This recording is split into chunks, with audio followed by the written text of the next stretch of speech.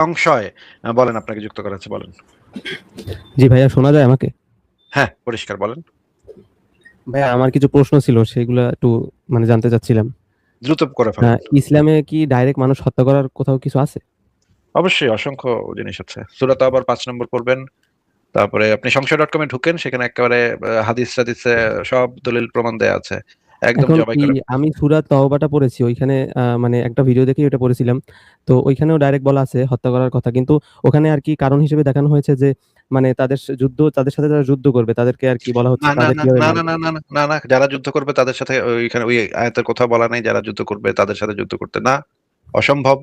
সেইটা ছিল সূরা তওবাটা নাজিলই হয়েছিল যাদের সাথে যুদ্ধ হচ্ছে না, শান্তিপূর্ণ সহাবস্থান তখন ছিল মক্কায়। তখন সেই মক্কার মুশরিকদেরকে সময় দেওয়া হয়েছিল, এর মধ্যে তোরা ইসলাম কবুল করবি, নইলে এই নিষিদ্ধ মাস অতিক্রম হয়ে গেলে তোদের সবাইরে মেরালাম। এইটা ছিল শান্তিপূর্ণ অবস্থায় নাজিলকৃত আয়াত। এটা কোনো অবস্থাতেই তাদের সাথে তারা যুদ্ধ করতে আইছিল, তখন তাদেরকে যুদ্ধ করতে বলছেন আল্লাহ? না ভাই, অসম্ভব। আচ্ছা ভাই, এমনিতে ধরেন এইটা যদি ফলো করে থাকতো তাদের যে মানে খলিফারা ছিল, তাহলে তো দেখা যাইতো তাদের আন্ডারে খ্রিস্টান ছিল, ইহুদি ছিল, তারা তো না, থাকতে না, না, পারতো না, না। Wait, wait, wait, wait, wait, wait, wait, wait. Muhammad যত পারছে ইহুদি খ্রিস্টান কোপায় গেছে, মুশরিকদেরকে তো একবার মাইরেই গেছে, এবং যত পারছে ইহুদি খ্রিস্টান মাইরা গেছে।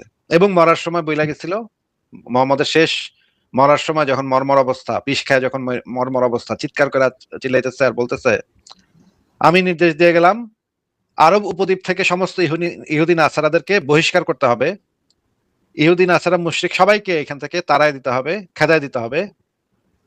আমি যদি না পারি তাহলে আমার পরে তোমরা যারা আছো তারা এটা করবা। এটা আমার নির্দেশ। আরব উপদ্বীপে কোনো ইসলাম ছাড়া আর কাউকে থাকতে দেওয়া হবে না। এইটা ছিল মোহাম্মদের শেষ ওয়াসিয়ত। ভাই আরব এইটা যদি উপদ্বীপে হয় তাহলে তাহলে তাদের ক্ষেত্রে দেখা কথাটা যায় যে শুনেন তারা। ভাই, জি। কথাটা একটু শুনেন ভাই, কথাটা একটু শেষ করতে দেন। আমি তো এটা যদি হয়, আবার কি যদি হয় বলে তো আমার কাছে কিছু নাই। আমি তো আপনাকে সেই রেফারেন্স গুলা বের করে এখন দেখাবো। আবার যদি ভিতরে দিয়ে আমি যাবো কেন ভাই? আপনার ওই যদি ফদির ভিতরে দিয়ে তো আমি যাই না ভাই। জি, রেফারেন্সটা একটু দেখান। সেটাই তো দেখাবো তো। আরে আশ্চর্য! আমি সেই রেফারেন্সে আপনাকে দেখাবো যে নবী মোহাম্মদের শেষ ওয়াসিয়ত কি ছিল। শেষ ওয়াসিয়তই ছিল এটা যে আমি আরব উপদ্বীপ থেকে ইহুদি নাসারাদেরকে বিতাড়িত করতে চাই। পরিশেষে ইসলাম ব্যতীত আর কিছু এখানে থাকতে দিব না আমি। তারপরে মোহাম্মদ যখন মরছে সেই সময় কিছু ইহুদি খ্রিস্টান সেখানে অবশিষ্ট ছিল। আবু বকর আইসা তাদের সাথে প্রথমে একটু ঝামেলা করছে, কিন্তু তাদেরকে বিতাড়িত করতে পারেনি। তবে ওমর যখন আসছে, ওমর আইসা একেবারে ম্যাক্সিমাম ইহুদি নাসারা খ্রিস্টান সবাইরে বিতাড়িত করে দিছে। তো আমি আপনাকে যেটা বললাম শেষ ওয়াসিয়ত, মোহাম্মদের শেষ ওয়াসিয়ত, আমি সেই জিনিসটা একটু বের করছি। আহ এক সেকেন্ড একটু ওয়েট করেন। আহ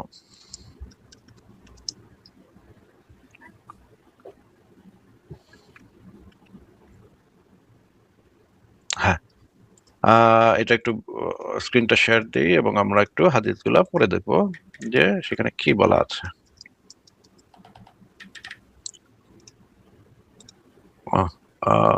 ঠিক আছে।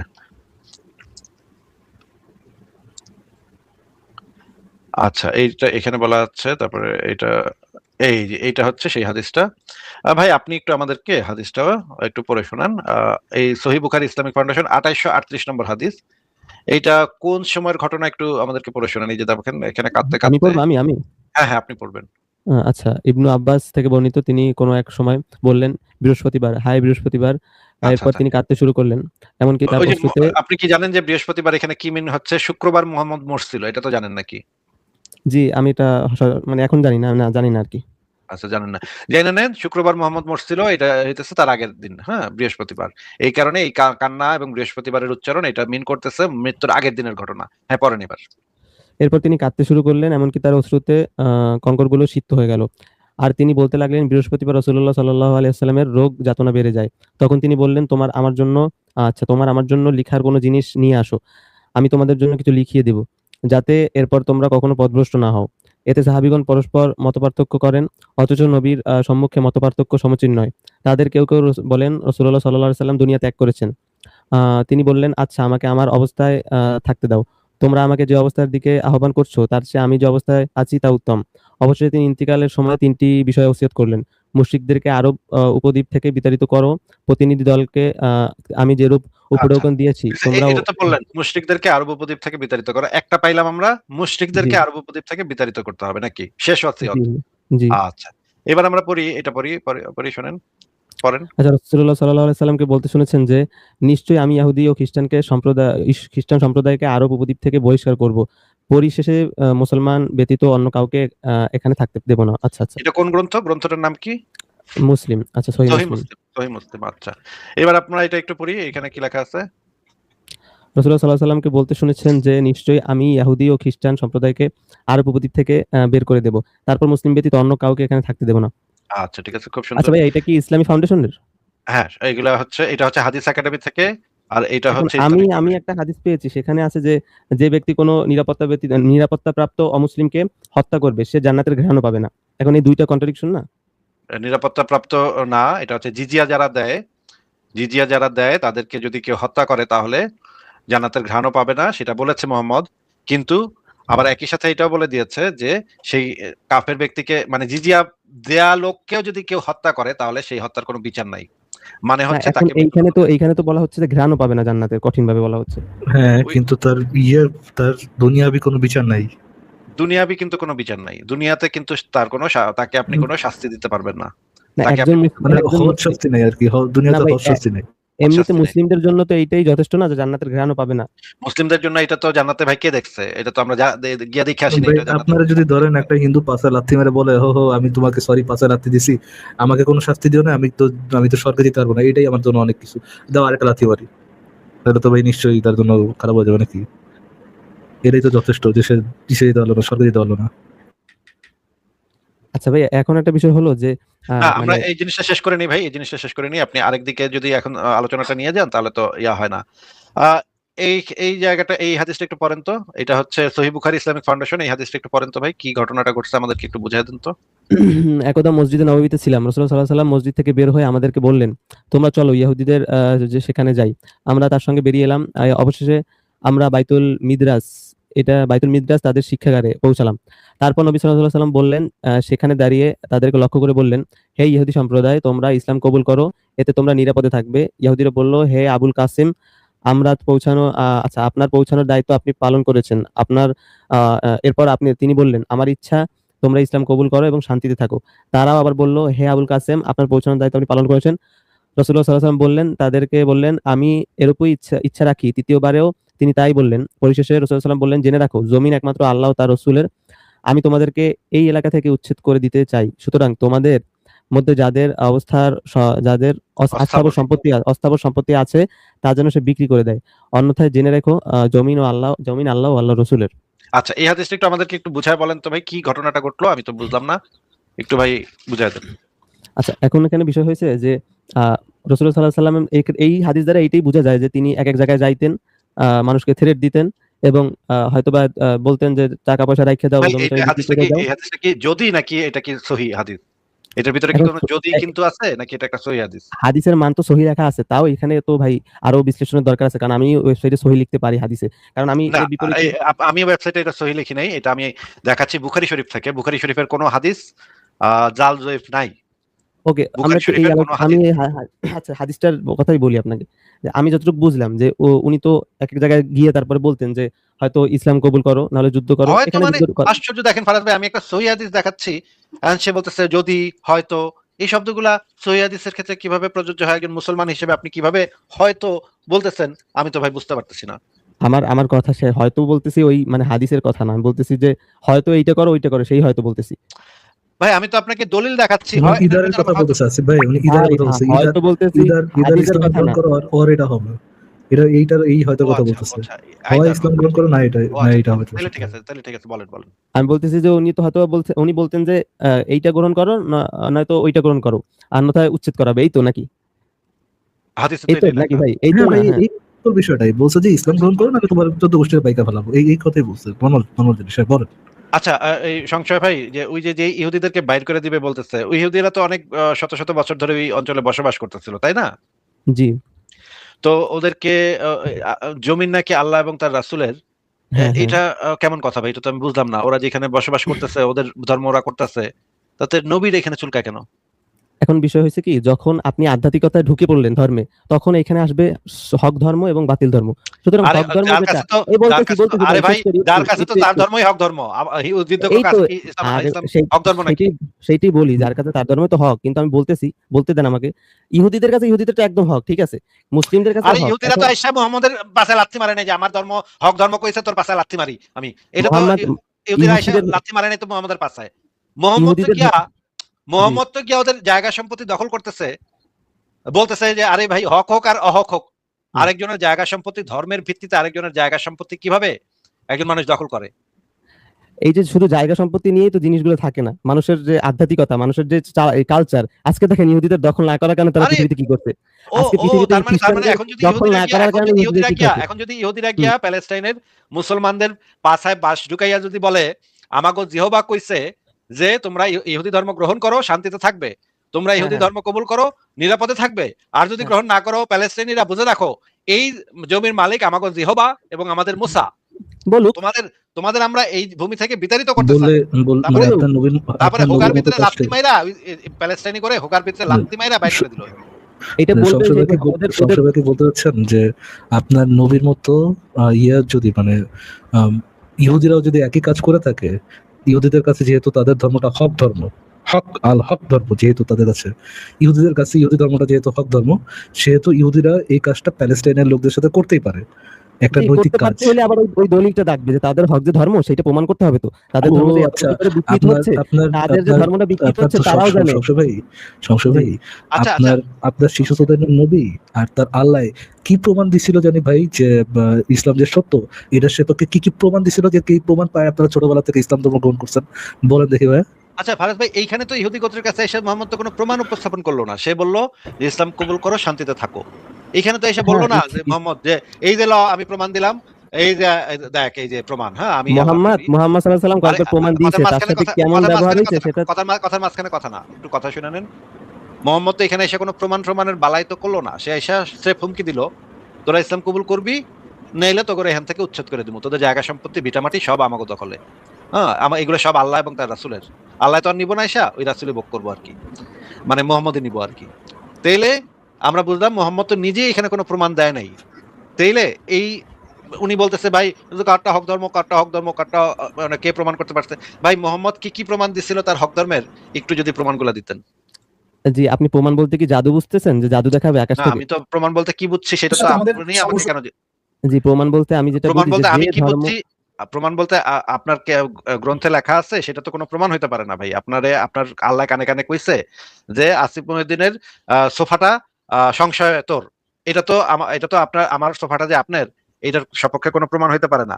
মানে আপনি যদি এসে কন যে আমার কাছে আল্লাহ ওহী নাজিল করছে, আসিফ সাহেব আপনার বড় টিভিটা 65 ইঞ্চি টিভিটা এটা আমারে আল্লাহ দিছে, তাতে তো আমার টিভিটা আপনি মালিকানা হন না। জি, আপনাকে কোরআনে জিজ্ঞেস আছে। করেছি আরেকটু ছোট শেষ করে দেয় আসিফ ভাই। আমি একটু বলি ভাই, ভাই, আমি একটু বলি তাহলে ভাই, যে কেমন প্রমাণ দিছে। সংশয় একটু আমার সাথে একটু কথা বলেন ভাই। ঈমান জিনিসটা কি? বিশ্বাস করা। বিশ্বাস করা। এটা কি প্রমাণ পেয়ে বিশ্বাস করা নাকি প্রমাণ ছাড়াই বিশ্বাস করা? প্রমাণ ছাড়া বিশ্বাস করা, কিন্তু যথেষ্ট প্রমাণ আছে বিশ্বাস করার। প্রমাণ ছাড়া বিশ্বাস করা। আচ্ছা, নবী মোহাম্মদ যখন ঈমানের বলছিলেন, মানে ঈমান আনতে বলছিলেন, তিনি যে রাসূল, মোহাম্মদ নিজে যে রাসূল, আল্লাহ বলে কোনো কিছু আছে, এই কিতাবটা যে আল্লাহ থেকে প্রেরিত, এই জিনিসগুলো নবী মোহাম্মদ কি বলছে যে প্রমাণ পায় বিশ্বাস করতে নাকি প্রমাণ ছাড়াই বিশ্বাস করতে? নবী মোহাম্মদ আল্লাহ তাআলাকে তো ওহী যেটা দিছে এবং তার যে ওহী টেক্সট ওগুলা তো যৌক্তিক এবং কি এর ভিতরে প্রমাণ আছে, এবং প্রশ্নের উত্তর দেন নাই। বান্দা ওইটা নবী বিশ্বাস মোহাম্মদ ঈমানের যে স্তরগুলো আছে, আল্লাহর প্রতি বিশ্বাস, ফেরেশতাদের প্রতি বিশ্বাস, রাসূলদের প্রতি বিশ্বাস, আখিরাতের প্রতি বিশ্বাস, জান্নাত জাহান্নামের প্রতি বিশ্বাস, তাকদীরের প্রতি বিশ্বাস, এইগুলোর উপরে নবী মোহাম্মদকে প্রমাণ পায় তারপর বিশ্বাস করতে বলছে নাকি প্রমাণ ছাড়াই বিশ্বাস করতে বলছে? কোরআনে বলছে প্রমাণ দেখে বিশ্বাস করতে। কোরআনে বলছে প্রমাণ দেখে বিশ্বাস করতে। হ্যাঁ। ঈমান আনতে প্রমাণ দেখে তারপর ঈমান আনতে। হ্যাঁ, প্রমাণ দেখে ঈমান আনতে বলছে। বিশ্বাসের ক্ষেত্রে প্রত্যেক জায়গায় বলছে যে তোমরা তোমাদের আশেপাশে থাকো, প্রত্যেকটা প্রমাণের দিকে তাকাইতে বলছে, নাহলে তো কোরআন শুধু আসতোই না। কোরআনের কোন আয়াতে বলা হয়েছে যে আল্লাহর উপরে প্রমাণ পায়া, ফেরেশতার উপরে প্রমাণ পায়া, আখিরাতের উপর প্রমাণ পায়, জান্নাতের উপর প্রমাণ পায় তারপর বিশ্বাস করতে হবে? কোন সূরার কত নম্বর আয়াতে বলা হয়েছে?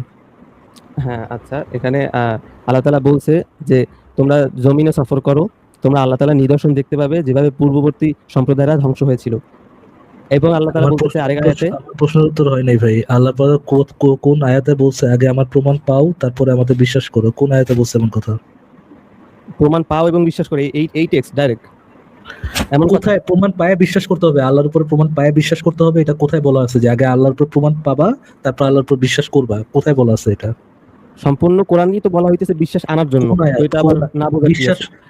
কোন আয়াতে বলা হয়েছে প্রমাণ পায়ে তারপর আল্লাহর উপর বিশ্বাস করতে হবে? ভাই আপনি এরকম কোনো স্পেসিফিক আয়াত নাই। কেন করতেছেন একদম যে ভাইয়া? কথা সমস্যা বলতেছেন এরকম স্পেসিফিক ওরকম কোনো আয়াত নাই, কারণ বাটপারি মুহাম্মদ কেন রাসূলুল্লাহ। করতেছেন? এরকম বাটপারি কেন করতেছেন? আমি আপনাকে সিম্পল প্রশ্ন জিজ্ঞেস ভাই করছি। আমি তো আপনার কোন বাটপার আয়াত? বললাম না, কোন এতক্ষণ স্বাভাবিক আয়াত? কনভারসেশন হচ্ছে, আপনি কোন উত্তেজিত হয়ে গেলেন কেন? কোন আয়াত? আপনাকে তো কোন স্পেসিফিকলি হাদিসে? আপনাকে তো কোন আয়াত? কোন স্পেসিফিকলি সেই হাদিসে বলা আয়াতটা হয়েছে? চাচ্ছে যে যেখানে বলা হয়েছে যে তোমরা প্রমাণ পেয়ে তারপরে আল্লাহকে বিশ্বাস করো। এরকমের কোন কোরআনের আয়াত হাদিস আছে বাপের জন্মে শুনি নেই ভাই। আপনি বললেন যে কোরআনে নাকি এটা আছে, একটু আয়াতটা দেন, বের করি আয়াতটা। কোন আয়াতে বলেছে বলেন? আল্লাহ তাআলা, আমি এখন ঠিক আছে, এখন আমি বলবো নাকি? কোন আয়াতটা আগে আয়াতে বলেন, বলা তারপর বাদ হয়েছে? বাকি আয়াত ব্যাখ্যা নাম্বারটা বিশ্লেষণ বলেন, অন্য বাকিটা কথা পরে আমরা। বলেন। একদম ওই অর্ণব ভাই যেটা বলছে এরকম কোনো আয়াত নাই, একদম প্রমাণ পাও তারপর আচ্ছা, বিশ্বাস করো, এরকম কোনো আয়াত নেই। এরকম কোনো আয়াত নাই। ঠিক আছে, তাহলে যেটা আছে তোমরা আকাশ দেখো বাতাস দেখে আল্লাহরে বিশ্বাস করে লও। হ্যাঁ, এইরকমের কিছু কথাবার্তা বলা আছে যে আকাশ দেখা বাতাস দেখা, এত বড় পৃথিবী, একদম এত এরকম সুন্দর, বলা আছে ভাই, এত মহিউদ্দিন ভাই সুন্দর। এরকম বলা আছে, আকাশ মানে দেখো বাতাস দেখো। কথাগুলোর মূল বক্তব্য এটাই যে তোমরা আকাশ দেখো বাতাস দেখো নদী দেখো সমুদ্র দেখো দেখা তোমরা এছাড়া আল্লাহরে কিছু বিশ্বাস বলা করো। নাই ভাই, একটু বেশি জটিল কিছু বলা আচ্ছা নাই। আচ্ছা, ইয়ে ভাই, সংসদ ভাই, আমরা একটা ভিডিও দেখি এখানে, দেখি তো আপনার ভাইয়ারা এখানে সঠিক কথা বলে না ভুল কথা বলে। আপনি একটু দেখে আমাদেরকে একটু জানান। বিশ্বাসের মধ্যে কি আদৌ কোনো পার্থক্য আছে? এই যে মুমিন পেয়েছেন, মুমিনের সংজ্ঞা কয়টা পিলারে বিশ্বাস করতে হবে? পিলারগুলো বলেন। আল্লাহ বিশ্বাস 1, 2 নাম্বার ফেরেশতা মণ্ডলীতে বিশ্বাস, 3 নাম্বার আসমানি কিতাব সমূহে বিশ্বাস, 4 নাম্বার নবী রাসূলগণে বিশ্বাস, 5 পরকালের জীবনে বিশ্বাস, আর 6 তাকদীর ভাগ্যের ভালো মন্দ বিশ্বাস। এই 6টা কি গায়েব কিনা? এখন একটু বোঝেন বর্তমান বিশ্বের সাথে আমাদের সংঘর্ষ কোথায়, একটু বোঝেন এবার। আমরা ইমানদার হতে হলে এই 6টা বিষয় বিশ্বাস করতেই হবে, না হলে কেউ মুমিন হতে পারবে না। আর এই 6টা বিষয় কি চোখে দেখা যায়, স্পর্শ করা যায়, পরীক্ষা করা যায়, কোন যুক্তি বিজ্ঞান দর্শন দিয়ে কোন সিদ্ধান্ত আসা যায় না। আমরা এগুলো বিশ্বাস করি আল্লাহর ওহীর জ্ঞানের আলোকে। কিসের আলোকে? আল্লাহ পাক বলেছেন, রাসূল বলেছেন, বাস বিশ্বাস করি। ভাই উনি কি সঠিক কথা বলেছেন না মিথ্যা কথা বলেছেন? অবশ্যই সঠিক বলেছেন ভাই, কারণ সব তো আপনি অবশ্যই সঠিক দেখতে বলেছেন। পাচ্ছেন এবং শুনতে চাচ্ছেন, বিষয়গুলো তো আরো আচ্ছা। জটিল করে ফেলছেন। মানে এটার কোনো ধরনের প্রমাণ পাওয়া যায় না, কিচ্ছু পাওয়া যায় না, এটাকে আপনি আপনারা শুধু বিশ্বাস 36 করেন। জিবি মেমোরিতে 36 জিবি মেমোরিতে যদি আপনি 60 জিবি ভরতে চান তাহলে তো মেমোরি বুঝবে না। বুঝতে পারছি ভাই, বুঝতে পারছি। আমি একটু বুঝে নিই ওনার কথাটা, আরেকবার একটু শুনবো তার কথাটা কি বলেছেন। হ্যাঁ, আমি উনি বলেছেন শুনছি ভাই, কোন উনি ধরনের ওই হতে পারবে কথা না। আর এই 6টা বিষয় কি চোখে দেখা যায়, স্পর্শ করা যায়, চোখেও দেখা যায় না, স্পর্শ করা যায় না, আর কি কি করা যায় না? পরীক্ষা করা যায়, পরীক্ষাগারে পরীক্ষা করা যায় কোন না, যুক্তি বিজ্ঞান দর্শন দিয়ে কোন সিদ্ধান্ত আসা কোন যুক্তি বিজ্ঞান দর্শন দ্বারা কোনো সিদ্ধান্ত আসা যায় না। যায় না। আমরা এগুলো বিশ্বাস করি আল্লাহর ওহীর জ্ঞানের আলোকে। কিসের এটা কিসের আলোকে বিশ্বাস করে? আল্লাহ ওহীর জ্ঞানের আলোকে। আলোকে? আল্লাহ পাক বলেছেন, রাসূল বলেছেন, বাস বিশ্বাস করি। আল্লাহ বলেছেন, রাসূল বলেছেন, জাস্ট বিশ্বাস করেন, এটাই নাকি ভাই? নাকি উনি ভুল কথা বলেছেন? কোনটা? না, উনি যদি বলে যুক্তিবিদ্যা দ্বারা না হয়, এটা ওনার আলাদা মানে ভুল। উনি তো আলেমও না একজন, আচ্ছা আচ্ছা ওনারটা ওটা ওনার আলাদা। না না, উনি আলেম না। আরে ভাই উনি আলেম না, মহিউদ্দিন ভাই আপনি আচ্ছা, জানেন। ভাই, আমাদের আমাকে এক দার্শনিক মিনিট সময় দিবেন? জি জি জি জি sure. এক মিনিট একটু সময় দেন, তাহলে একজন বড় আলেম কি আমরা আনি, যেহেতু উনি বলছেন যে ভাই আপনি কথার মাঝখানে কথা না, কথার মাঝখানে কথা, আনবেন ভাই, কথার আপনি মাঝখানে কথা না, আনবেন।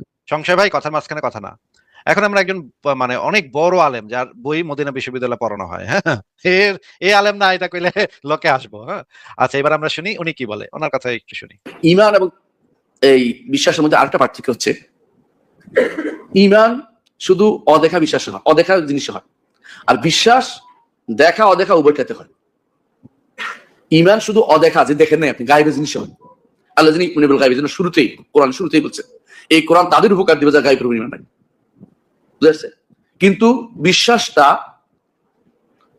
দেখাতে হয়, অদেখাতেও বলতে পারেন। যেমন বলতে পারেন এটা একটা, আমি বিশ্বাস করি যে তুমি এটা লিখছো, দেখছেন না এটা আপনি দেখছেন, তাহলে বলতে পারেন। কিন্তু ঈমান আনলাম তুমি লিখছি, এটা হয় না। ঈমান হচ্ছে অদেখা জিনিস।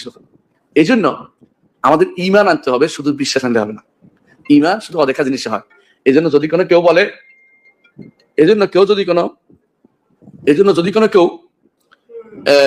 যদি কোনো কেউ মৃত্যুর সময় যখন ফেরেশতা দেখে ফেলে না, তখন বলে ঈমান আনলাম, ঈমান হবে? কেন হবে না বলেন তো? ঈমান দেখা হয়ে গেছে, এখন আর ঈমানের জায়গা নেই। আচ্ছা, বললো ঈমান তো এখন দেখা হয়ে গেছে, তখন আর ঈমানের কোনো জায়গা নেই। আবার শুনি। পুরোটা বিশ্বাসই করতে হবে না বলেন তো? হ্যাঁ, আবার শুনি, একটু শুনেন। ফারাজ ভাই আরো একটা মজার উদাহরণ দিবে, শুনেন। ঈমান দেখা হয়ে গেছে, এখন আর ঈমানের জায়গা নেই। ফেরাউন যখন দেখছে যে ফেরেশতারা সাকতেছে তার মরার জন্য, তখন মুখ বখাও আমি মারলাম, আল্লাহ তাআলা ঈমান কখন করেন নাই। কথা তুই দেখে বলছিস ফেরেশতা, বুঝছো? যেদিন পশ্চিম দিকে তো সূর্য উঠবে, পশ্চিম দিকে সূর্য উঠবে না, সেদিন ঈমান কবুল করা হবে না কেন? দেখে বলছেন তো। প্রমাণ যদি পাওয়া যান ফারাজ ভাই, আপনি যদি প্রমাণটা পাইয়া যান তাহলে কিন্তু আপনি দেখে ফেলাইছেন, তাহলে কিন্তু আর এটা ইমান হবে না ফারাজ ভাই। যদি প্রমাণ পেয়ে আপনি এটা করেন, মানে ওটা ওটা তো কিন্তু আর প্রপার ঈমান অন্ধবিশ্বাস নয়। হতে হবে, কোনো ধরনের প্রমাণ ছাড়াই ওটাকে বিশ্বাস করতে হবে। ভাই, Yes, এটাই যুক্তি হচ্ছে তর্কের কথা তো বললো না এই জায়গায়, কি মানে যুক্তি তর্কের মাধ্যমে যে পাওয়া যাবে না প্রমাণ, আচ্ছা, সেটা তো তর্কের বলে না। বিষয়টা আমরা ক্ষেত্রে- আলাদাভাবে আনবো, আচ্ছা এটুকু ইয়ে বিশ্বাস ভাই, করতে হবে। সংশয় ভাই, আপনি একটা কাজ করেন, আপনি কোরআন হাদিস বা আপনাকে সমস্ত ইয়ে দিয়ে দিলাম, আপনার যে কোনো হাদিস থেকে শুরু করে যে কোনো ইয়ে থেকে দেখাতে হবে, ফোন একটা ফ্রিক কোনো একজন আলেম বলেছেন বা আলেমের আর্টিকেল যে কোনো থেকে ইয়ে দেখাতে পারেন যে আল্লাহর উপর বিশ্বাস আনার জন্য আগে যুক্তি তথ্য দ্বারা বা যুক্তি বুদ্ধি দ্বারা এটাতে কনভিন্সড হতে হবে, আল্লাহর উপর কনভিন্সড হতে হবে, তারপরে বিশ্বাস করতে হবে যে আল্লাহ বলে কিছু একটা আছে। যে কোনো আলেমের, তা আপনি কোরআন আয়াত আনতে পারেন, আয়াত আল্লাহর সাথে তাফসির আনবেন, আপনি হাদিস আনতে পারেন, আপনি কোনো আলেমের লেখা আনতে পারেন, যা ইচ্ছা তাই আনতে পারেন, কোনো সমস্যা নেই। বাট আমি চাই আপনার কথাটা একটা দলিলের ভিত্তিতে থাকুক। এটা কি সম্ভব সংশয় ভাই? আর একটু সহজ করে দিই, মোহাম্মদ, ভাইয়া, এখানে সাহাবী বলা আর হয়েছে তাবে জি। তাবেইন এদের মধ্য থেকে কেউ যদি একজন এই ধরনের কোনো একটা কথা বইলা থাকে যে আগে যুক্তি দিয়ে তোমরা আল্লাহর বুঝতে হবে প্রমাণ যে আল্লাহ পাইবা, বিল্লাহ আছে, তারপরে তারপরে তোমরা ঈমান আনবা, এই ধরনের কোনো একটা কথা গুনাহ করে কইছে কেউ, এটা দাহিতে পারলেই হবে। আসিফ ভাই, আমিও এই কথা বলি নাই। ওমা, তাহলে হ্যাঁ। এতক্ষণ আমরা কি দাহিতে? আমি বলছি তাহলে যুক্তি কি তর্কের মাধ্যমে পাওয়া যায়, কিন্তু বিশ্বাসটা আমরা ওইভাবেই করছি। অন্ধভাবে করতে হবে, হ্যাঁ, বিশ্বাসটা অন্ধভাবে করতে হবে। করছি। তারপরে বিশ্বাস বিশ্বাসটা করতে হবে, আমাদের কাছে যথেষ্ট এভিডেন্স আছে, সেইটা বলছি। চঞ্চল ভাই এক সেকেন্ড, বিশ্বাসটা আপনারা অন্ধভাবে করছেন কেন? ইসলামকে আপনাদেরকে বিশ্বাসটা অন্ধভাবে করতে বলছে এই জন্য, নাকি আপনি একবারে অন্ধভাবে বিশ্বাস করছেন? আমি বিশ্বাসটা করছি এই কারণে, আমি এইটা আপনার কথাটার উত্তর দিতেছি। আপনি যেমন বললেন যে বিশ্বাসটা আমি অন্ধভাবে করছি, আবার কোরআন আমাকে বলতেছে আমাকে জানো, তো সুতরাং আমি আচ্ছা, বিশ্বাসটা আপনি অন্ধভাবে করছেন কেন? ছোটবেলা থেকে কি আপনাকে প্রমাণ দিয়ে ইসলামে বিশ্বাস করেছে, মানে ইসলামে ছোটবেলা আমি এত কিছু বুঝতাম না ভাই। সংশয় ভাইয়া, আমার লাইনটা যদি শেষ হওয়ার আগে কথা বলেন তাহলে আপনি আমার কথা বুঝতে পারবেন না, একটু ক্লিয়ারলি বুঝেন ভাই। আমি আপনার পজিশনটা ঠিকমতো বুঝতে চাই, আমি আপনার ফুল অংশযোগ দিতেছি, ফুল অংশযোগ। আপনাকে যখন ছোটবেলা থেকে যে কোনো মুসলমান, আপনি একটা মুসলমান ফ্যামিলির সন্তান, আমি একজন মুসলমান ফ্যামিলির সন্তান, ছোটবেলা থেকে যখন একজন ব্যক্তিকে ইসলাম ধর্ম বিশ্বাস করানো হয়, ইসলাম ধর্ম বড় করানো হয়, কোন একটা পজিশনে তো আমাকে তো প্রমাণ দেওয়া হয়নি যে আল্লাহ বিল্লাহ বলে কোনো কিছু আছে, মোহাম্মদ যে আল্লাহ রাসূল, কোনো প্রমাণের ধারে কাছে দেওয়া হয় নাই। ইসলামিক পড়াশোনার কোন পর্যায়ে কোন যে ইয়েটা দেওয়া হয় যে এই যে প্রমাণ নাও তারপর বিশ্বাস করো আল্লাহ আছে। আমাকে তো ছোটবেলা থেকে বিশ্বাস করাইছে আগে আল্লাহ আছে, পড়ো, এটা মুখস্থ করো, এটা মুখস্থ করো, ওটা মুখস্থ করো। আপনাকে বা ইসলামের কোন ট্রেডিশনে, ইসলামের কোথাও কেমন কথা বলা আছে, আপনি জাস্ট আমাকে একটা রেফারেন্স দিবেন যে আগে বিশ্বাস করো আল্লাহ আছে, আগে প্রমাণ পাও আল্লাহ আছে, দেন তুমি বিশ্বাস করো আল্লাহ আছে। আগে প্রমাণ পাও আল্লাহ আছে, দেন বিশ্বাস করো আল্লাহ আছে। এরকম টেক্সট ইসলামের কোন জায়গা থেকে আপনি দিতে পারবেন? জি পারবো। জি দেন প্লিজ। কোরআনের প্রথম আয়াতেই প্রমাণ চাইছেন যে আমাকে জানো তারপরে বিশ্বাস করো। আগে প্রমাণ পাও, না কি জানো ভাই, আগে প্রমাণ পাও আমি আছি, তারপর আমাকে বিশ্বাস করো। প্রমাণ পেতে হলে তো আপনার পড়তে হবে, তো কোরআনের প্রথম শব্দটাই পড়ো। এটাই হচ্ছে আপনার রেফারেন্স, যে যেহেতু আছে কোরআনের প্রথম আয়াতটা ইয়ে করা হয়েছিল যে ইকরা, তো বলতো কোরআনে ইকরা না বলে বলতো ঈমান, অর্থাৎ তুমি ঈমান আনো। যেহেতু আমি আপনার যুক্তিটা বুঝি, যেহেতু কোরআনের প্রথম আয়াতটা ছিল যে ইকরা বিল রাসমিকাল খালাক, বা কি রাশমিকা বান্দানা খালাক নাকি আব্দুল্লাহ, যেহেতু ইকরা আছে, যদি আব্দুল্লাহ হোক, যেহেতু যে আব্দুল্লাহ হোক, মনে আছে কোরআনের নাজিলকৃত প্রথম আয়াতে যেহেতু ইকরা শব্দটা আছে, সেহেতু আমরা এই কনক্লুশনে পৌঁছাতে পারি যে আল্লাহতে বিশ্বাস করতে হইলে আগে আল্লাহর উপরে প্রমাণ পাই, তারপর আল্লাহতে বিশ্বাস করা লাগবে। এটা হচ্ছে আপনার প্রমাণ নাকি? না, ওই ইকরা শব্দটা দ্বারা আল্লাহ পাক এটা বুঝিয়েছে যে আগে তোমরা প্রমাণ পাও তারপর আমাকে বিশ্বাস করো। ওই ইকরা শব্দটা দ্বারা আল্লাহ এটা কি আপনার প্রমাণ? এটা কি আপনার প্রমাণ সংশয় ভাইয়া? যে পুরো আয়াতটা ছিল, এই তাফসীরটা কে করেছে? এই তাফসীরটা কে করেছে? না ওটা যে যে করুক, এটা কি আপনার প্রমাণ কিনা? বিশ্বাস করে না সংশয় ভাই, কারো কথা বিশ্বাস করে কোন দরকার নেই, আপনি শুধু বলেন, আমি আপনার কথা বিশ্বাস করতে চাই। আপনি জানতে চাই আমি কোন ধরনের ইন্টেলেকচুয়াল বান্দার সাথে কথা বলতেছি। আপনি কি অ্যাকচুয়ালি আমাকে যুক্তি হিসেবে এইটা দিলেন যে যেহেতু কোরআনের আয়াতের মধ্যে ছিল ইকরা, সেহেতু এইটা থেকে অটোমেটিকলি এই জিনিস বোঝা যায় যে আল্লাহর উপর বিশ্বাস করতে হলে আগে আল্লাহর উপরে আল্লাহ যে অস্তিত্ব আছে এটা প্রমাণটা পাওয়া লাগবে। এটা হচ্ছে আপনার যুক্তি? জি, কোরআন পড়ে তারপরে যদি মনে হয় যে এটা সত্যি, তাহলে পড়ে সেখান থেকে সমাধান নিয়ে আপনার ভিতরে এত প্রতিভা ভাই, আপনি আগে কেন দেখান নাই? ইনশাআল্লাহ দোয়া করি আল্লাহ আপনাকে আরো উপরের দিকে নিয়ে যাক ভাই। আপনার সেকেন্ড কোনো প্রমাণ সংশয় ভাই? আমি প্রথম প্রমাণে 100% কনভিন্সড, আই থিঙ্ক আমাদের যে দর্শকরা আছে তারাও কনভিন্সড। আর কোনো প্রমাণ কি আপনার কাছে আছে ভাই? আই থিঙ্ক আপনার থোলার মধ্যে বহু প্রমাণ আছে। আর কি কোনো প্রমাণ আছে আপনার কাছে ভাই? সংশয় ভাই? জি ভাই, আর প্রমাণগুলো তো এগুলাই যে ধরেন পৃথিবীতে যতগুলো ধর্ম আছে সেগুলোর মধ্যে ডিবেট হয় এবং পৃথিবীতে যতগুলো Debate হয়, আদর্শ হ্যাঁ, আছে, যে Debate. পৃথিবীতে Debate. যতগুলো আদর্শ আছে, ঠিক আছে, সেগুলো যদি জি। মিলানো হয় তাহলেই দেখা যাবে যে ইসলাম সবার উপরেই আসে। এখন সেটা আপনি চাইলেই এখন আপনি মিলাতে পারেন আপনি যে কি আপনি কি এটা মানে তার মানে আপনি পৃথিবীর প্রত্যেকটা ধর্মগ্রন্থ পড়েছেন, প্রত্যেকটা ধর্মগ্রন্থ যুক্তি তথ্য যাচাই করেছেন এবং আপনার ইসলামের সাথে মিলিয়েছেন নাকি যেতে সংশয় ভাই? প্রত্যেকটা ধর্মগ্রন্থ পড়ার থেকেও গুরুত্বপূর্ণ তাদের কার্যকলাপ দেখা। আচ্ছা। আর যদি মানে কার্যকলাপ দেখে কোন একটা ধর্মকে জাজ করা যায়, কেউ যদি আপনাদের ইসলামিক জঙ্গির বাচ্চা জঙ্গিদের দেখে ইসলামকে জাজ করে তাহলে কি এটা সঠিক জাজমেন্ট হবে সংশয়? হ্যাঁ, যে একটা জঙ্গি ঘটনা দেখান। মানে আপনি কি জানতে চাচ্ছেন ইসলামের জঙ্গি আছে কিনা? তো ভাই জঙ্গি আচ্ছা, শব্দের অর্থ কি ভাইয়া? জঙ্গি শব্দের অর্থ কি ফারাজ ভাই? ইসলামে যতগুলা মানে বিশ্বে মুসলিমদের যে ব্যবহার, মুসলিমদের যতগুলো টেরর অর্গানাইজেশন আছে, ইন্ডিপেন্ডেন্ট সোর্স দ্বারা জাস্ট মিডিয়া করা যে টেরর অর্গানাইজেশন গুলো আছে, এখানে যে কোন একজন মুসলমান আল্লাহ আকবার বলে ফুটে যাচ্ছে, প্লেনে আল্লাহ আকবার বলে ফুটে যাচ্ছে, ট্রেনে আল্লাহ আকবার বলে ফুটে যাচ্ছে, তারপর হচ্ছে গাড়ি উঠাই দিতেছে, এক এক জায়গায় ছুরিতে আঘাত করতেছে, মুমিনদের এই ব্যবহার দেখে কেউ কি ইসলামকে জাজ করতে পারে নাকি ইসলামকে জাজ করতে হলে টেক্সট দ্বারা জাজ করতে হয়? 2020 সালে প্লেনে বসে একটা আছে লোক আল্লাহু আকবার করে নারাতে ইসলামকে জাজ করার জন্য কি এই জঙ্গির বাচ্চা সেই লোকটা জঙ্গিদেরকে দেখতে পরবর্তীতে হয় নাকি? হিন্দু বের হয়েছে সেই লোকটা ভারতের। সংশয় ভাইয়া, আপনি আচ্ছা এরিও বাদ দেন ভাই, পড়াশোনা করছেন কোন পর্যন্ত সংশয় ভাইয়া? জি ভাইয়া। পড়াশোনা করেছেন কোন পর্যন্ত? এই পর্যন্ত লেখাপড়া হয়েছে কোন পর্যন্ত? জি আমি এবার ইন্টার সেকেন্ড ইয়ার এবং এই পাশে আমি মাওলানা পড়েছি। আচ্ছা, আপনার না সামনে পরীক্ষা ভাই, যে পরীক্ষা চলতেছে না আপনার? সেটা ভাই পরীক্ষা চলবে না কেন? ইন্টারে এখন পরীক্ষা চলবে কেন? ইন্টার পরীক্ষা তো চলতেছে। আচ্ছা SSC ইন্টার পরীক্ষা চলে ভাইয়া। আচ্ছা এসএসসি পরীক্ষা, আচ্ছা সরি কি বলেন, আচ্ছা, ইন্টার আমি- পরীক্ষা চলে তো? আচ্ছা ফারাজ ভাই, আমি এই যে একটা ওনাকে একটা জিনিস একটু দেখাই। এটা একটু আমরা একটু তাফসিরে জালালাইনটা একটু পড়ি। আপনি একটু আমাদেরকে এটা হচ্ছে তাফসিরে জালালাইন। এখানে ইমানের সংজ্ঞাটা একটু পড়ি। প্রথম খণ্ড একদম পৃষ্ঠা 77 একদম শুরুতেই যে জিনিসটা বলা আছে, লাল দাগ আলা জিনিসগুলো একটু পড়ে শোনান তো, কি লেখা এখানে সংশয়? আচ্ছা, নবী যা নিয়ে এসেছেন তা তার প্রতি আস্থা রেখে বিশ্বাস করা, ঈমান এবং গায়েব। এ থেকে বোঝা গেল যে অনুভূতিগ্রাহ্য ও দৃশ্যমান কোনো বস্তুর কারো কথায় বিশ্বাস স্থাপন করা নাম ঈমান নয়। উদাহরণস্বরূপ বলা হয় যে কোনো ব্যক্তি যদি এক টুকরো সাদা কাপড়কে সাদা এবং এক টুকরো কালো কাপড়কে কালো বলে এবং এর আরেক ব্যক্তি তার কথা সত্য বলে মেনে নেয়, তাহলে একে ঈমান বলা হয় না। এতে বক্তার কোনো প্রভাব বা দখল নেই। অপরদিকে রাসূল সাল্লাল্লাহু আলাইহি ওয়াসাল্লাম এর কোনো সংবাদ কেবলমাত্র রাসূল সাল্লাল্লাহু আলাইহি ওয়াসাল্লামের উপর বিশ্বাসবশত মেনে নেওয়াকেই শরীয়তে পরিভাষায় ঈমান বলে। অর্থাৎ নবীজির উপরে জি। এটা মারিফুল কোরআনে মুফতি শফি ওসমানী, পাকিস্তানের সবচেয়ে বিখ্যাত স্কলার মুফতি শফি ওসমানী এই ঈমানের সংজ্ঞাটা দিয়েছেন। এই কথাটুকের অর্থটা একটু বুঝাই দেন। যে ঈমান বলা হইতেছে একদম অন্ধবিশ্বাসকে, আর বিশ্বাস বলা হইছে যুক্তিকে। এখানে ঈমান জিনিসটা মনে করেন আপনি সাদা কাপড়কে দেখছেন সাদা দেখে আপনি বলছেন সাদা, কালো কাপড়কে দেখছেন কালা দেখে বলছেন কালা, বা পৃথিবী দেখছেন এরকম পৃথিবী দেখে একটা কিছু সিদ্ধান্তে আসছেন। এই যে কোনো কিছু দেখার মাধ্যমে সিদ্ধান্ত গ্রহণের এই প্রক্রিয়াটা, এটাকে কি ঈমান বলা হয়? না এটা ঈমান না, আচ্ছা, ঈমান কোনটাকে বলা হয়? অন্ধবিশ্বাসকে। একদম গোড়া অন্ধবিশ্বাসটাকে ঈমান বলা হয় নাকি? হ্যাঁ। আচ্ছা ফারাজ ভাই, সেটা এখন স্বীকার করতেছে ঈমান বলতে যে অন্ধবিশ্বাস। আমি তো এটাই বলতেছি। আমি তো বলতেছি আমি অন্ধবিশ্বাসই করি, কিন্তু আমার কোরআনে যথেষ্ট যুক্তি আছে এটা বিশ্বাস করার। আমি এটাই বলতেছি অনেকক্ষণ ধরে।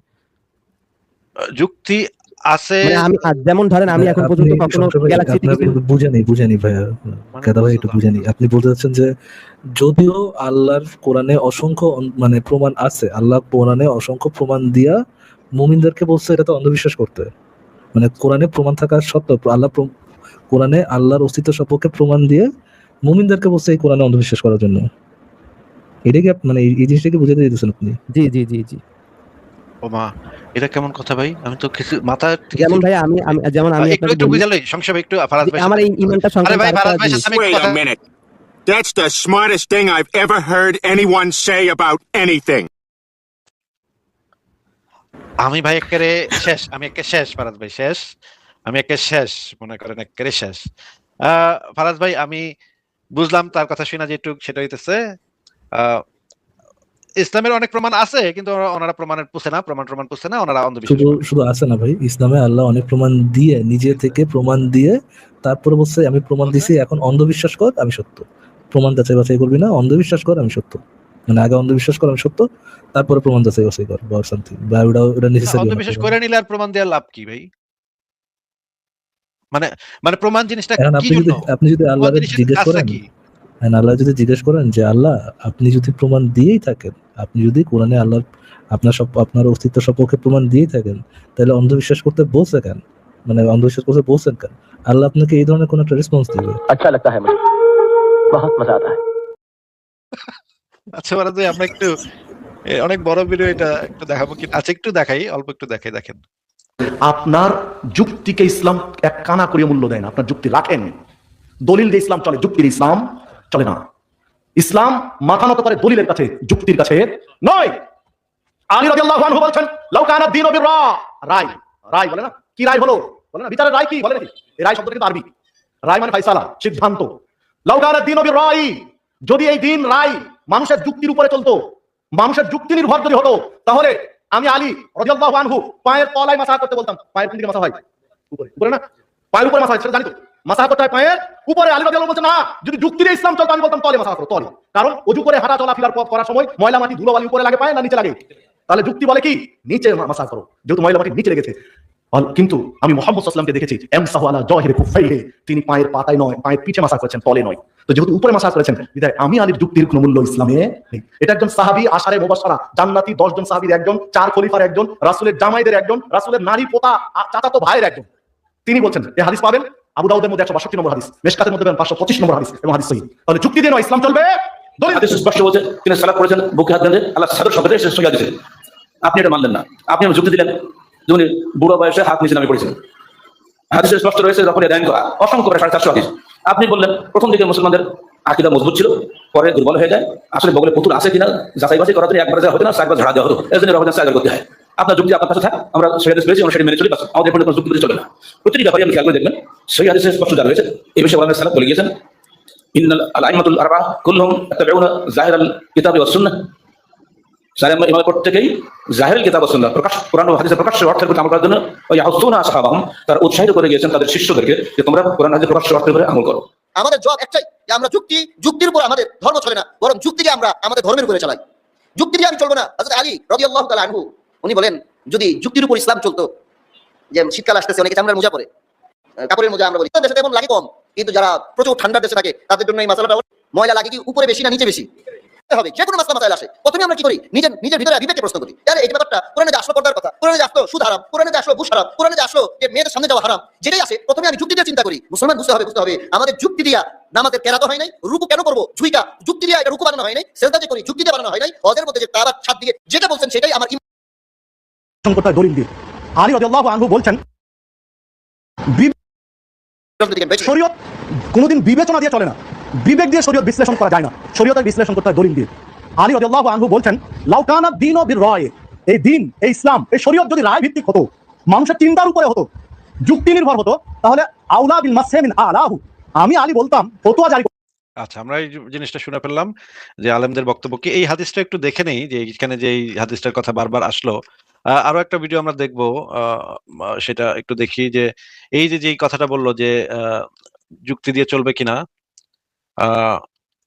আলীর যে বক্তব্যটা, দাঁড়ান 1 সেকেন্ড। ইসলাম যুক্তি দিয়ে চলে না, ইসলামে কোনোভাবেই যুক্তি খাটাতে পারবেন না আপনি। ইসলামে কখনো যুক্তি খাটাতে পারবেন না। ইসলামে যেটা বলা আছে সেটাই আপনার মান্য করতে হবে। এখানে আমি একটু দেখি, এই জিনিসটা একটু দেখায় নেই। আচ্ছা আসিফ ভাই, আমি কি একটা লাইন বলতে পারবো, একটা পয়েন্ট আমার ছিল। হ্যাঁ বলেন।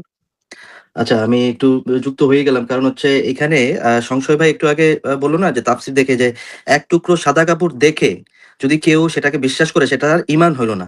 কারণ এখানে আপনার বিশ্বাস এবং আপনার যুক্তি কাজ করতেছে, কারণ আপনি এটা দেখে ফেলছেন। এবং সেই সেম কথাটাই কিন্তু জাকারিয়াও কিন্তু বলছে, যে কেউ সূর্য পূর্ব দিক থেকে উঠছে, পশ্চিম দিকে অস্ত গেছে, সেটা দেখে, কারণ সেটা আপনি দেখে ফেলছেন। সো আপনি দেখে প্রমাণ দিয়ে যেটাকে বিশ্বাস করতেছেন, সেটা আর ঈমান থাকলো না। এবং সংশয় ভাই কিন্তু সেটা স্বীকার করছে। এখন সেটা স্বীকার করে আবার বলতেছে কোরআনে নাকি প্রমাণ দেখে সে বিশ্বাস আছে, তাহলে তবে সেটা ঈমানই থাকলো না। খুবই চমৎকার পয়েন্ট ধরছেন মাসিয়া ভাই, ধন্যবাদ। উনি কিন্তু এই যে জাকারিয়া সাহেব কিন্তু বললো, যদি আপনি প্রমাণ পেয়ে যান তখন কিন্তু আর সেটা ঈমান থাকে না। তাহলে সংশয় ভাই, তাহলে আর কোরআন ঈমান নাই তাহলে। তাহলে তো ঈমান হারা হয়ে গেছে। খুব দুর্দান্ত পয়েন্ট ধরছেন মাসিয়া ভাই। এই জায়গাটা বলার জন্য ঢুকছি আসিফ ভাই। খুবই চমৎকার। তাহলে প্রমাণ যদি থেকেই যায়, প্রমাণ যদি আপনি তাহলে সেটা পেয়েই ঈমান না। থাকেন, তাহলে তো সেটা আর ঈমান নাই। আপনার তো তাহলে সংশয় ভাই, তাহলে তো আপনি ঈমান হারা হয়ে গেছেন নাকি? এখন প্রমাণ পেয়ে গেছেন নাকি? সংশয় ভাই, আপনি প্রমাণের মাধ্যমে তো আপনি ঈমান হারা হয়ে গেছেন নাকি? ঈমান এনে বিশ্বাস করে না। আবার একটু বলেন, একটু বলেন আমি আবার। আমি মুসলিম হয়েছি মানে অন্ধবিশ্বাস করে, যেটাকে ঈমান বলা হয়। আমি যুক্তি দেখে ঈমান হ্যাঁ, আনিনি। তারপর যখন আপনি ইসলামের প্রমাণটা পেয়ে গেছেন, সেই প্রমাণটা পাওয়ার সাথে সাথে তো আপনি ঈমানটা হারা হয়ে গেলেন। কারণ না, না ভাইয়া, যখন আপনি প্রমাণ পেয়ে যান ঈমান তো তখন আগে তো এনে সেটা ফেলছি। ঈমান ঈমান থাকে তো না। আগে এনে ফেলছি। না, ওই যে মুহূর্তে আপনি প্রমাণ পেয়ে গেলেন, সেই মুহূর্তে তো ঈমানটা হারায় গেল, তাই না? ওই মুহূর্তে তো ওটা প্রমাণ পেয়ে ঈমান আনিনি আমি। আরে মানে ভাই, ঈমানটা তো তখন হারায় গেল তো। আপনি যখন প্রমাণ পেয়ে গেছেন তখন তার ঈমান থাকলো না এটা। না, জাকারিয়া ওখানে বলে নাই যে এই প্রমাণ পেয়ে, মানে ঈমান যখন যুক্তি পেয়ে যাবেন তখন আপনি ভাই কাফের আবার একটু হয়ে প্লে যাবেন। করেন না, আসিফ ভাই ভিডিওটা আবার প্লে করেন। মানে কারণ আমি ঈমান এনেছি অনেক আগে। আমি ওগুলো দেখে ঈমান আনিনি। কারণ আরে তাহলে ভাই, তখন তো আপনি ঈমান তো আনছেন, কিন্তু ঈমান আনার পরে আপনি তো আবার প্রমাণ পেয়ে গেছেন। এখন আপনার প্রমাণের উপরে তো আপনার ঈমান এখানে নির্ভরশীল। তো যখনই আপনি প্রমাণ দিয়ে ঈমানকে মজবুত করতেছেন, তখনই তো আপনি ঈমান হারা হয়ে যেতেছেন, according to Tafsir Jalalayn, according to Doctor Abu Bakr Zakariya. আচ্ছা, আবার একটু আমি শুনি জাকারিয়া সাহেবের বক্তব্য, আবার একটু শুনি, শুনেন। এই জন্য ঈমান আনতে হয় না দেখা অবস্থায়। এখন আমাদের ভাই সময় যখন ফেরেশতা দেখে ফেলে, এই জন্য যদি কোনো কেউ মৃত্যুর সময় যখন ফেরেশতা দেখে ফেলে না, তখন বলে ঈমান আনলাম, ঈমান হবে? কেন হবে না বলেন তো? দেখছেন ভাই, ঈমান আনে নাই, তখন ঈমান আনছে। আর আমি আগে ঈমান আনছি, পরে পোক্ত করছি। বুঝছেন বিষয়টা? তা আপনার ঈমান পোক্ত করার উপরে এই প্রমাণ নির্ভরশীল। আমার কথাটা বুঝতে পারছেন? আমি ঈমান আগে না আনছি, না, তারপর আপনি পোক্ত বলছেন করছি। যে আপনি ঈমান আগে আনছেন, পরে ঈমান পোক্ত হয়েছে প্রমাণ দেখার পরে। তো যখনই আপনার ঈমানের সাথে না, ঈমান প্রমাণের পোক্ত সম্পর্ক হবে হবে। কিভাবে? না, না, মেসিয়া ভাই, ঈমানটা তখন তো পোক্ত হইতে পারে না। প্রমাণ দেখার পর তো ঈমানটাই নষ্ট হয়ে যাওয়ার কথা। কারণ ঈমানটা তো অন্ধবিশ্বাস। তখন তো তো ঈমানটা সেটা আমি আগে আনছি। এই একই ওয়াজে সে বলছে যে যদি কেউ আগে আগে ঈমান না আনে আনছেন তো, কিন্তু এবং পরে যেই মুহূর্তে ফেরেশতা আপনি দেখে ঈমান প্রমাণটা আনে, তখন পাইছেন, সে শেষ। যেই মুহূর্তে আপনি প্রমাণটা পাইছেন, সেই মুহূর্তে ঈমানটা তো আর আপনার নাই। কারণ সেটা তো তখন চেঞ্জ হয়ে গেছে। না, প্রমাণ না পেলেও তো আমার ঈমান থাকতাম, কারণ আমি তো আনছিলামই তখন তো অন্ধবিশ্বাস। এটা ঈমান থাকতো না। তখন তো আর এটা অন্ধবিশ্বাস থাকতো না। প্রমাণ পাওয়া যাওয়ার সাথে সাথে তো অন্ধবিশ্বাসটা থাকে না। না ভাইয়া, অন্ধবিশ্বাস হয়েছে যে আমি অন্ধবিশ্বাস করলাম, কিন্তু এটা প্রমাণ থাকতেও পারে, নাও থাকতে আচ্ছা, পারে। আচ্ছা, আমি একটা জিনিস যে এই ভিডিওটা আবার প্লে করুন ভাইয়া, তাইলেই বুঝতে পারবেন। উদাহরণ দিয়ে বোঝাচ্ছি। একটু ধৈর্য ধরেন। আমি একটা জিনিস উদাহরণ দিয়ে বোঝাচ্ছি। মেসিয়া ভাই, আপনি আমাকে এমন একটা উদ্ভট কথা বলেন তো, যে কথাটা খুবই উদ্ভট। আসিফ ভাই, আমি গতকাল রাতে আল্লাহর সাথে দেখা কইরা আল্লাহরে পাছা মেরে আসছি। আচ্ছা, আপনি আল্লাহর পশ্চাৎ দেশ মোবারক বলতে হবে, আল্লাহর পাছা মোবারক বলতে হবে, যেহেতু এটা আল্লাহ সরি পাকের পাছা মোবারক। আপনি সম্মান দিয়ে বলবেন, অবশ্যই। আমরা সম্মান দিয়ে, আল্লাহকে সম্মান দিয়ে পাছা মারতে চাই।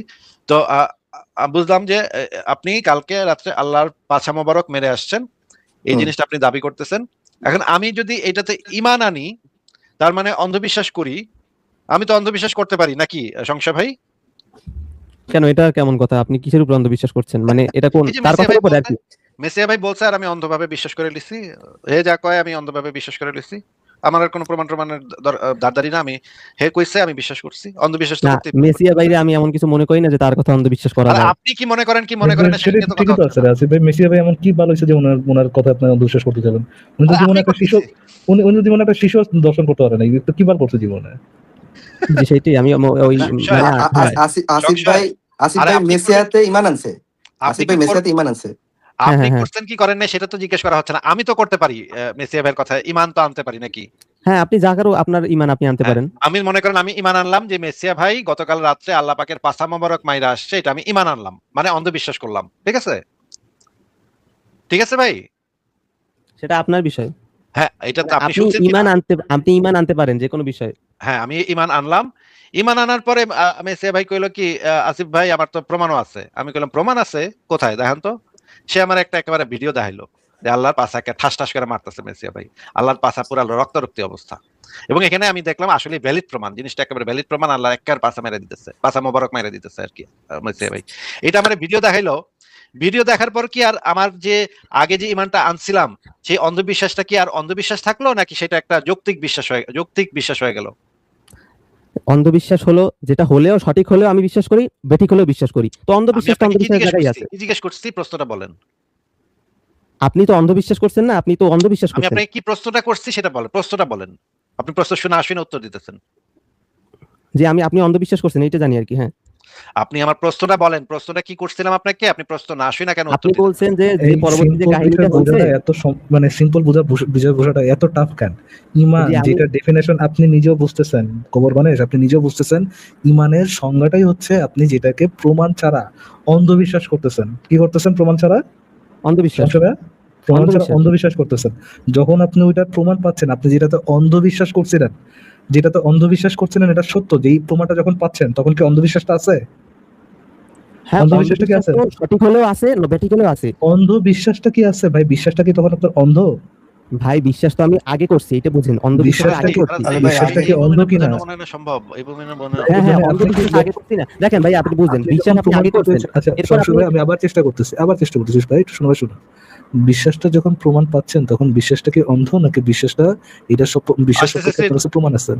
আচ্ছা, তাহলে কোরআনের কোথায় বলা আচ্ছা, আছে যে আচ্ছা, আপনি আচ্ছা, এই আচ্ছা, একটা ফারাদ ভাই, প্রশ্নটার রেসপন্স পাইতে হবে। বিশ্বাসটা কি তখন অন্ধ, নাকি বিশ্বাসের সপক্ষে প্রমাণ পেয়ে গেছেন? কোনটা প্রমাণ পেয়ে গেছি? প্রমাণ পেয়ে গেছেন? তো বিশ্বাস তো আর অন্ধ না, তখন বিশ্বাসটা কি আপনার অন্ধ? হ্যাঁ, আমার বিশ্বাস তো আগেরই, এখন এটা প্রমাণ না পেলে আমি বিশ্বাস বিশ্বাসটা করতাম। কি অন্ধ? বিশ্বাসটা আগে কে সেটা জিজ্ঞেস করছে না। প্রমাণ আগে না থাকতে পরে অন্ধ সেটা বিশ্বাস জিজ্ঞেস কিনা? করি নাই। বিশ্বাসের স্টেটটা কি এখন অন্ধ, নাকি এটার সপক্ষে প্রমাণ আছে? কোনটা প্রমাণ আছে। প্রমাণ আছে? আমরা ইমানের সংজ্ঞাটা যদি হয় অন্ধবিশ্বাস, আর যদি তখন অন্ধ বিশ্বাসটাই যদি অন্ধ না থাকে, তাহলে কি ভাই আপনার ইমান আছে? আপনারা যেটা যুক্তি দেখাইছেন সেটা একজন কালো কাপড় দেখাচ্ছে, সাদা কাপড় দেখাচ্ছে ওই মোমেন্টে, এটা কিন্তু অন্ধবিশ্বাস, এটাও ভাই, দেখাচ্ছে। বুঝছি ভাই, বুঝছি আপনার যেহেতু আর আমি অলরেডি আগে বিশ্বাস করেছি। ফারাদ ভাই, এতে কি মানে এটা তো লোহার টিকার গান্ড, এক্সট্রিমলি স্লো। লোহার আচ্ছা, টিকার। ফারাদ ভাই, আমি তারপরে শেষ একটা চেষ্টা করতে চাই, আমাকে 1 সেকেন্ড একটু সুযোগ দেন। আচ্ছা ভাইয়া, আমি বলি না আপনাকে ভাই, ধরে- এখন কোনো কথা বলেন না, আর কোনো কথা হবে না। সংশয় আপনি মিউট করে রাখেন, একদম চুপ করে থাকেন। আমরা একটু এই জায়গাটা একটু দেখি। একেই জিজ্ঞেস করি, আর ভালোভাবে বোঝাবে।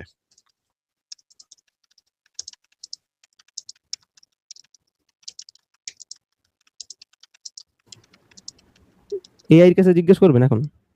মানে কোনো উপায় নাই তো, মানে কি বলদের পাল্লায় পড়ছি, এই বলদের কেমনে বুঝামো, এই গরু গাধা পিটা কেমনে মানুষ করবো, এটা তো ভাই আমাদের মাথায় আসতেছে না। এই জন্য আপনাকে এআই দিয়ে জিজ্ঞেস করতেছি, এআই কি বলে। এআই আপনারা গান্ডু বলবে আমি নিশ্চিত। গান্ডুটা কত বড় গান্ডু, এটা আমরা একটু দেখবো।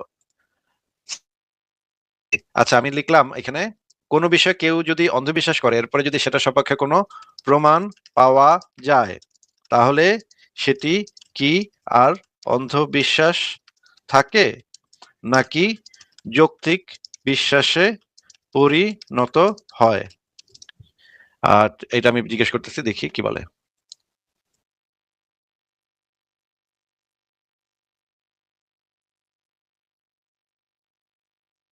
এখানে বলছে, অন্ধবিশ্বাস এবং যৌক্তিক বিশ্বাসের মধ্যকার পার্থক্য কেবল ফলাফল বা সত্যতার উপর নির্ভর করে না, বরং বিশ্বাস অর্জনের প্রক্রিয়া বা পদ্ধতির উপর নির্ভর করে। কোনো একটি ধারণা সত্য প্রমাণিত হলেই তা স্বয়ংক্রিয়ভাবে অতীতের অন্ধবিশ্বাসকে বৈধতা দেয় না।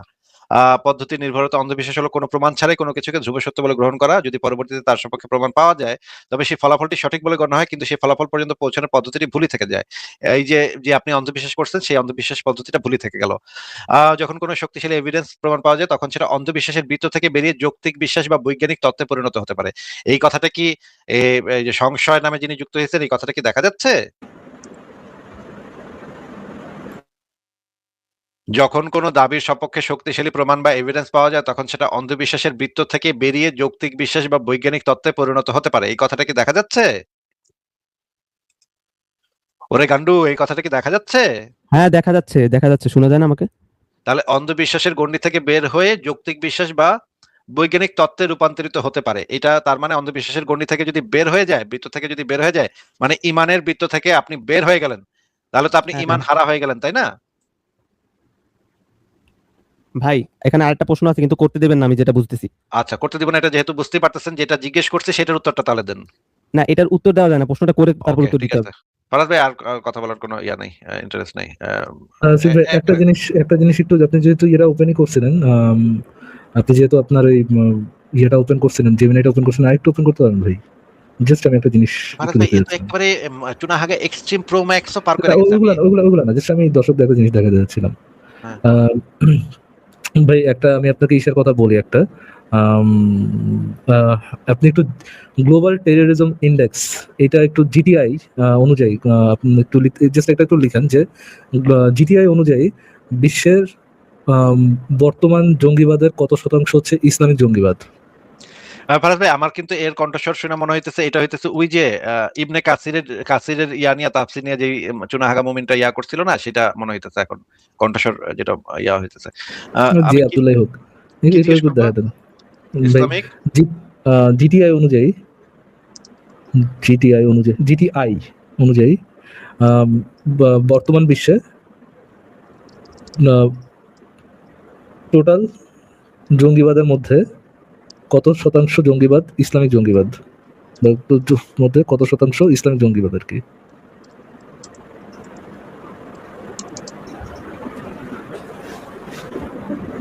আহ, 0.0% হওয়ার কথা, রাইট? বেস্ট ভাই 0.0 বা 0.2% এট বেস্ট। কিভাবে বলেন? না ভাই, এটাও তো হওয়ার কথা না। ইসলাম তো শান্তির ধর্ম ভাই, কি বলেন এসব? 0% 0 হওয়ার তো এই যে একটা খালি জঙ্গি বাড়ি ছিল, ওটা পরে হিন্দু।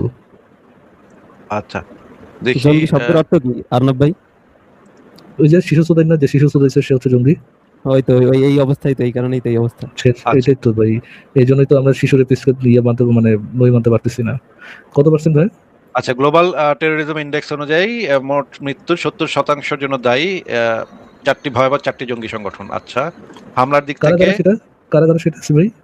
এই যে এই আইএস, জেএনআইএম, এটা কি জামাত, নুসরাত আল ইসলাম ও আল মুসলিম, টিটিপি আর আল এটার সাথে তো মনে হয় ইসলামের কোনো সম্পর্ক নাই মনে হয় আছে ভাই, ওটা ঠিক না ওগুলা মানে। তারপর আচ্ছা ঠিক আছে, তারপরে 36% জিহাদি চরমপন্থী, এর ভিতরে 32% আঞ্চলিক পরিসংখ্যান। আচ্ছা, টোটাল পরিসংখ্যানটা দেখি। মোট মৃত্যুর হার 70% ইসলামিক, মোট হামলার হার 17%, এটা শুধুমাত্র আইএস দ্বারা 17%। নাইজেরিয়া মৃত্যুর হার শুধুমাত্র আইএস দ্বারা, আইএস একাই গ্লোবাল টেরোরিজমের শাবাশ শাবাশ। আচ্ছা, সার কথা হচ্ছে মোট জঙ্গিবাদের প্রাণহানির অন্তত 70 থেকে 80% চরমপন্থী ইসলামী মতাদর্শ দ্বারা হচ্ছে, এটা ওরা বলতেছে। ফারাজ ভাই, আমার টাইম আজকে শেষ হয়ে গেছে, আমি আজকে তাহলে বিদায় নিই। আমারও টাইম শেষ আছে ভাই। এই লোয়ার টিয়ার জঙ্গির বাচ্চা জঙ্গিদের সাথে ভাই তো দেখাইলাম কোন জঙ্গির বাচ্চা জঙ্গি কোন জায়গা থেকে আসে এগুলো। ঠিক আছে ভাই, ভালো থাকেন। আমরা জাস্ট